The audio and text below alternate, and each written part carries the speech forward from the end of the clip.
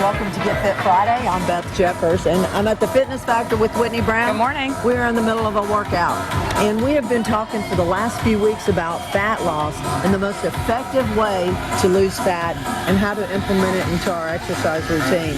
So what we want to do, number one, is to change our diet and work on our diet. Number two, we do want to increase our metabolic rate by adding some resistance training to our workouts. You're going to see some of that going on behind us. We also talked about anaerobic intervals, those using the heart rate monitors to get yourself to a certain place of your max heart rate. We talked about 85% and then rest to 65%, repeat. Today we're going to talk about, if you don't have a heart rate monitor, that doesn't mean interval training is off the table for you. What you want to do is think about rate of perceived exertion, or how hard you feel like you're working.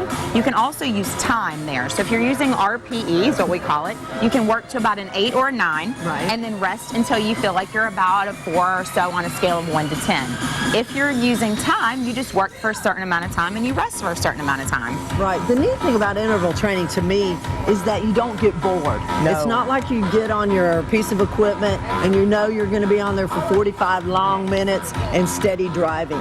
Years ago, we thought that that was the way for fat loss, is long and low, as long as you could go and you're going to burn more fat. And that is not the case for sure. Right. And with the rise of the busyness of our lives, the interval training has become a very effective and efficient way to get in better shape, to lose fat, and to not spend tons of time in the gym. So it's a very effective and efficient thing to do if your time is a factor for you.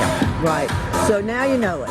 The way to lose fat, the most effective way to lose fat in the gym is, number one, is by your diet. Number two is, add some resistance training. A lot of people don't do that. And remember, we're not talking about just walking around talking to your friends and lifting weights, are we? No, be intentional about your lifting. Lift heavy weights, anaerobic intervals, get your heart rate monitor out, invest in a good one. Go to a gym where they have a heart rate monitoring system if you don't want to get one of your own. And then the other way is to add some intervals in there. So we're going to pepper those in throughout your week, making sure that rest days are incorporated as well, and you're going to have a really solid exercise plan.